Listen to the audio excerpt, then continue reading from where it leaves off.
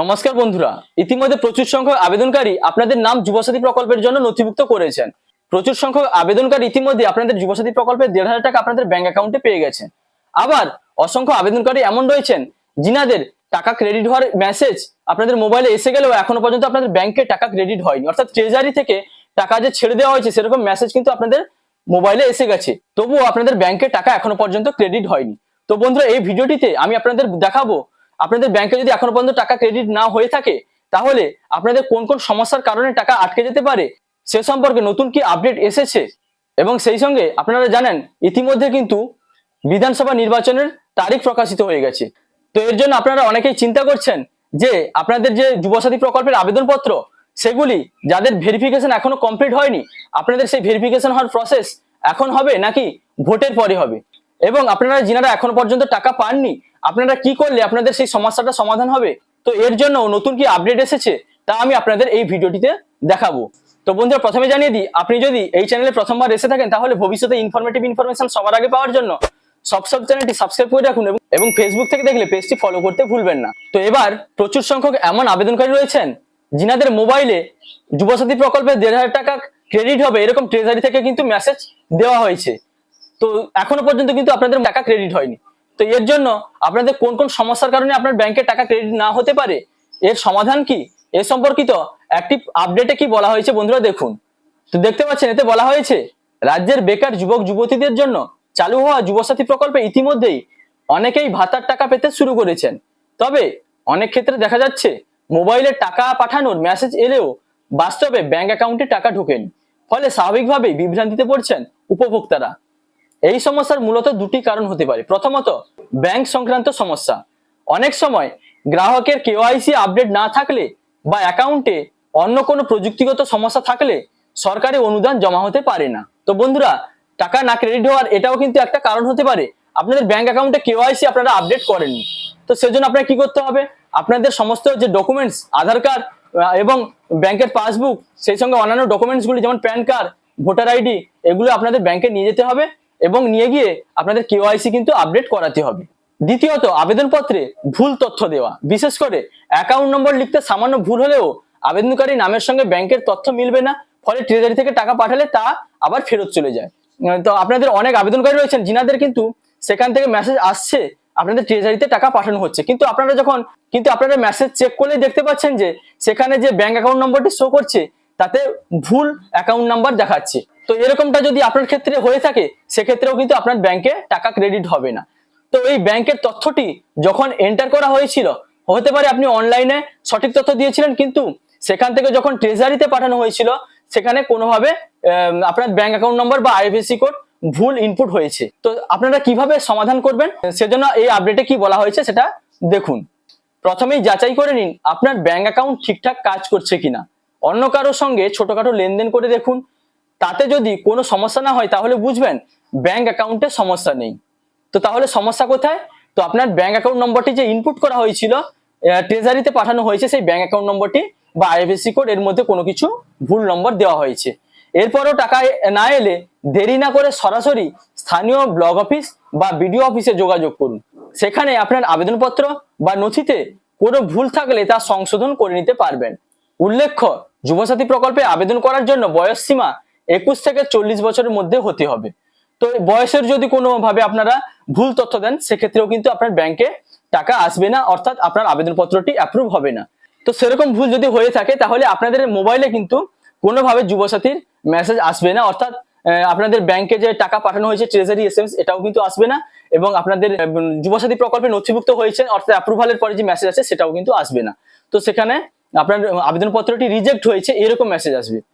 তো তারপরে দেখুন বন্ধুরা, বলা হয়েছে ন্যূনতম শিক্ষাগত যোগ্যতা মাধ্যমিক পাস এবং আবেদনকারীকে সম্পূর্ণ বেকার হতে হবে। সব মিলিয়ে সামান্য ত্রুটির কারণেই আপনার টাকা কিন্তু আটকে থাকতে পারে, তাই আতঙ্কিত না হয়ে ধাপে ধাপে যাচাই করলেই সমস্যার সমাধান সম্ভব। তো আবার আপনারা যখন আপনাদের আবেদনপত্রটি পূরণ করেছেন সেখানে একটা জায়গায় ছিল আপনাদের পেশা, প্রফেশন, সেখানে কিন্তু আপনাদের অবশ্যই আনএমপ্লয়েড লেখার কথা বলেছিলাম। সেখানে এটা না লিখে যদি এমন কিছু তথ্য দেন যে যেখানে বোঝায় আপনি কোনো ভালো কাজ করেন, যেখান থেকে ভালো আপনার ইনকাম হয়ে যায়, সেখানেও কিন্তু আপনার সমস্যা হতে পারে। তাই আপনাদের কিন্তু আনএমপ্লয়েড এটা লিখতে অবশ্যই বলেছিলাম। তো এবার বন্ধুরা দেখুন, ভোট ঘোষণা হয়ে গেলেও আপনাদের ব্যাংকে টাকা ঢোকার কাজ চলছে কিনা সেজন্য নতুন কি আপডেট এসেছে। তো বন্ধুরা দেখুন, এই আপডেটে বলা হয়েছে রাজ্যের বহুল আলোচিত যুবসাথী প্রকল্পকে ঘিরে নতুন করে বিতর্ক দানা বাঁধলো। প্রত্যাশিত ভাতা না পেয়ে ক্ষোভে ফুঁসছেন বহু আবেদনকারী।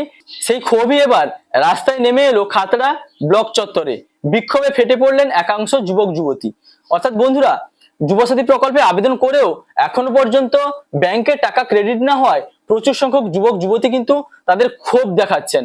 পরিস্থিতি এমন পর্যায়ে পৌঁছায় যে শেষ পর্যন্ত পুলিশ হস্তক্ষেপ করে পরিস্থিতি নিয়ন্ত্রণে আনে। কোথায় আটকে টাকা? রাজ্য সরকারের ঘোষণায় বলা হয়েছিল ভোটের আগে যুবসাথী প্রকল্পের আওতায় যোগ্য আবেদনকারীদের প্রতি মাসে ১,৫০০ টাকা করে ভাতা দেওয়া হবে। এই ঘোষণা অনেক তরুণ তরুণীর কাছে আশার আলো হয়ে উঠেছিল, কিন্তু বাস্তবে দেখা যাচ্ছে সেই প্রতিশ্রুতির সঙ্গে বাস্তবের ফারাক ক্রমশ স্পষ্ট হচ্ছে। বিক্ষোভকারীদের অভিযোগ, তারা প্রকল্প চালুর প্রথম দিনেই সমস্ত নিয়ম মেনে আবেদন করেছিলেন, তবুও এখনো তাদের ব্যাংক অ্যাকাউন্টে কোনো টাকা ঢোকেনি, অথচ পরে আবেদন করা অনেকেই কিন্তু ইতিমধ্যে টাকা পেয়ে গেছেন। এই বৈপরীত্যই তাদের ক্ষোভ আরো বাড়িয়ে তুলেছে। এর জন্য তারা কি করছেন? ব্লক অফিসের সামনে বিক্ষোভ দেখাচ্ছেন। এই অসন্তোষই শেষ পর্যন্ত সংগঠিত রূপ নেয়। খাতড়া ব্লকের বিভিন্ন প্রান্ত থেকে বহু আবেদনকারী ব্লক অফিসের সামনে জড়ো হন। তারা স্লোগান দিতে থাকেন এবং দ্রুত সমস্যার সমাধান দাবি করেন। বিক্ষোভকারীদের মন্তব্য, আবেদন প্রক্রিয়া সম্পূর্ণ করার পরেও কেন তারা বঞ্চিত, কি কারণে তাদের টাকা আটকে, কেন প্রশাসনের পক্ষ থেকে কোনো স্পষ্ট ব্যাখ্যা দেওয়া হচ্ছে না, এই প্রশ্নগুলোর উত্তর না পেয়ে তারা বিক্ষোভে নামতে বাধ্য হন বলে তারা দাবি করেন। তো বন্ধুরা, আপনারা জানেন যুবসাথী প্রকল্পের স্ট্যাটাসও কিন্তু চেক করা যাচ্ছে না। যদি যুবসাথী প্রকল্পের স্ট্যাটাস চেক করা যেত তাহলে আপনাদের কি কারণে ব্যাংকে টাকা আসছে না বা আপনাদের আবেদনপত্রে কোন ভুলটি রয়েছে সেটা কিন্তু সহজেই বুঝে নিতে পারতেন। তো সেটাও কিন্তু করা যাচ্ছে না। যুবসাথীর স্ট্যাটাস থেকে আবেদনপত্রটি কি পর্যায়ে রয়েছে সেটাও এখনো জানা যাচ্ছে না।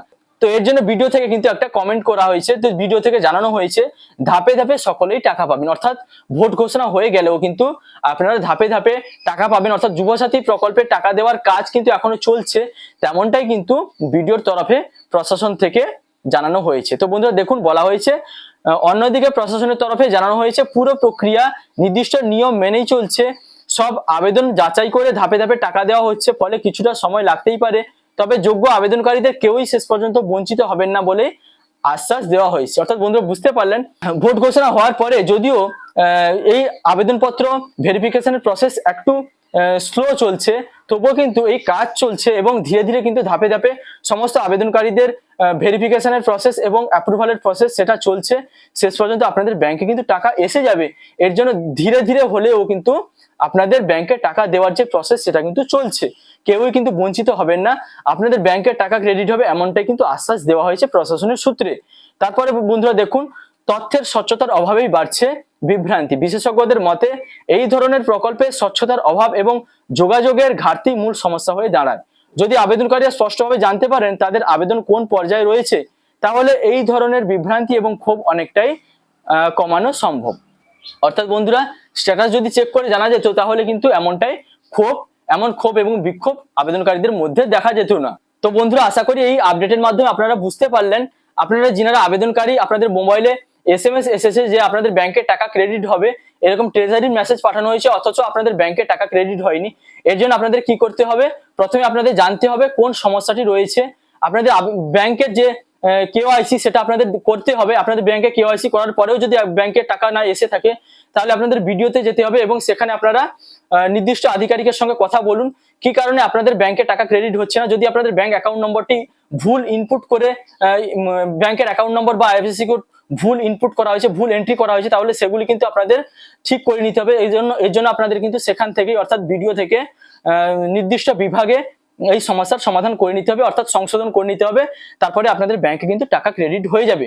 এবং সেই সঙ্গে আরো বললাম, ইতিমধ্যে ভোটের ঘোষণা হয়ে গেল, ভোটের তারিখ ঘোষণা হয়ে গেলেও কিন্তু আপনাদের ব্যাংকে টাকা দেওয়ার, আপনাদের আবেদনপত্র খতিয়ে দেখার বা ভেরিফিকেশনের প্রসেস সেটা কিন্তু চলছে। ধীরে ধীরে ধাপে ধাপে সকলেই কিন্তু, অর্থাৎ সমস্ত আবেদনকারীদের ব্যাংকে টাকা ক্রেডিট হয়ে যাবে। এর জন্য আপনাদের কিন্তু ধৈর্য ধরতে হবে। তো বন্ধুরা, আশা করি ভিডিওর মাধ্যমে আপনারা নতুন কিছু আপডেট পেলেন। যদি ভিডিওটি ভালো লাগে তাহলে লাইক, কমেন্ট, শেয়ার এবং সাবস্ক্রাইব করতে ভুলবেন না। দেখা হচ্ছে পরবর্তী কোনো ইনফরমেটিভ ভিডিওর সঙ্গে। আপনারা ভালো থাকবেন, সুস্থ থাকবেন। Thank you.